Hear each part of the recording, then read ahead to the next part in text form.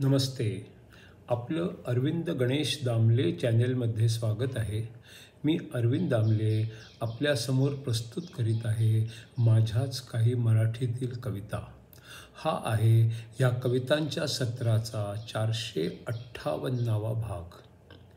या कविता आपल्याला पसंत पडल्या तर चॅनेलला सबस्क्राईब करा, लाईक करा, शेअर करा आणि बेल आयकॉन दाबायला विसरू नका.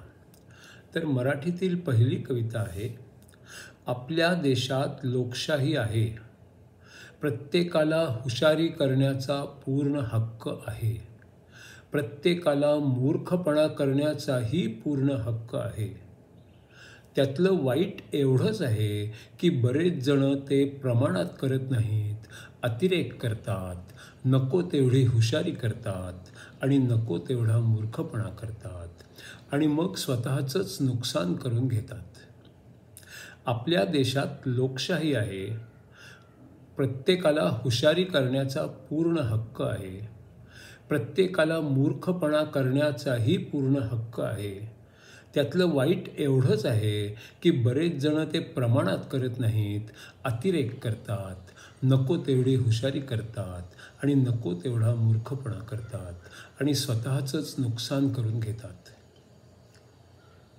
आता दुसरी कविता आहे. आमच्या लग्नानंतर मी हिला सुधारायचा खूप प्रयत्न केला. कोणतेही काम सोप्या पद्धतीने कसे करता येईल हे सांगितले. बाजारात कोणत्या वस्तू कुठे चांगल्या आणि स्वस्त मिळतात ह्याचे पण सखोल ज्ञान दिले. किचनमध्ये वेगवेगळे छान छान पदार्थ कसे करायचे तेही सांगितले. कोणते शेअर विकायला हवेत आणि कोणते विकत घ्यायला हवेत हे ओळखायला शिकवले. अगदी शास्त्रीय संगीताचा आस्वाद घेऊन आनंद कसा घ्यायचा हेही सांगितले. आणि मग तिच्यात इतका बदल झाला की मी तिच्या योग्यतेचाच नाही असे तिला वाटू लागले. लग्नानंतर मी हिला सुधारायचा खूप प्रयत्न केला. कोणतेही काम सोप्या पद्धतीने कसे करता येईल हे सांगितले. बाजारात कोणत्या वस्तू कुठे चांगल्या आणि स्वस्त मिळतात ह्याचे सखोल ज्ञान दिले. किचनमध्ये वेगवेगळे छान छान पदार्थ कसे करायचे तेही सांगितले. कोणते शेअर विकायला हवेत आणि कोणते विकत घ्यायला हवेत ते ओळखायचे कसे हेही शिकवले. अगदी शास्त्रीय संगीताचा आस्वाद घेऊन आनंद कसा घ्यायचा हेही सांगितले. आणि आता तिच्यात इतका बदल झाला की मी तिच्या योग्यतेचाच नाही असे तिला वाटू लागले. आता तिसरी कविता आहे. मराठीमध्येच शंकराचार्य लिखित विवेक चूडामणी ह्या ग्रंथाच्यावर आधारित. हा आहे ह्या विशिष्ट भागाचा 458वा भाग कवितांचा आणि चौथा भाग आपल्या विवेक चूडामणीचा. जे मिळाले ते स्वार्थासाठी वाया घालवितो. मनुष्य जन्म अन बुद्धी विद्या फुकट जाऊ देतो. जे मिळाले ते स्वार्थासाठी वाया घालवितो. मनुष्य जन्म अन बुद्धी विद्या फुकट जाऊ देतो. प्रगती करण्यास सर्व मिळाले पण पुढे न तो जातो. शारीरिक सुखांसाठी खरी प्रगती सोडून देतो.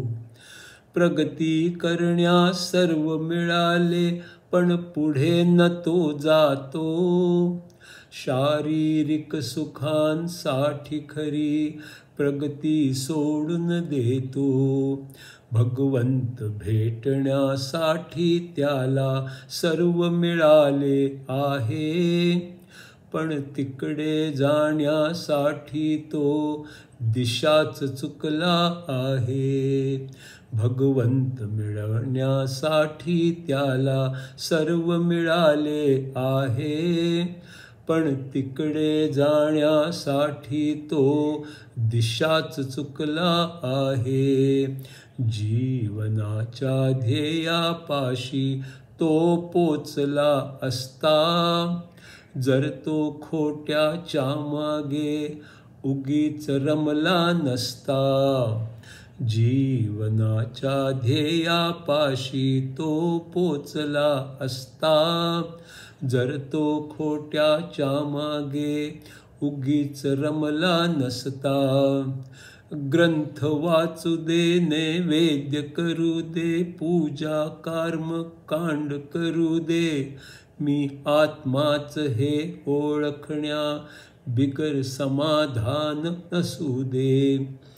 ग्रंथ वाचू दे, नैवेद्य करू दे, पूजा कर्मकांड करू दे, मी आत्माच हे ओळखण्या बिगर समाधान नसू दे. सगळ्या जन्मांमध्ये हे समजणे हेच ध्येय असू दे.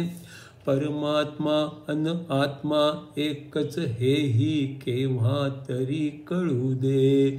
सगळ्या जन्मांमध्ये हे समजणे हे ध्येय असू दे. परमात्मा अन आत्मा एकच हेही केव्हा तरी कळू दे.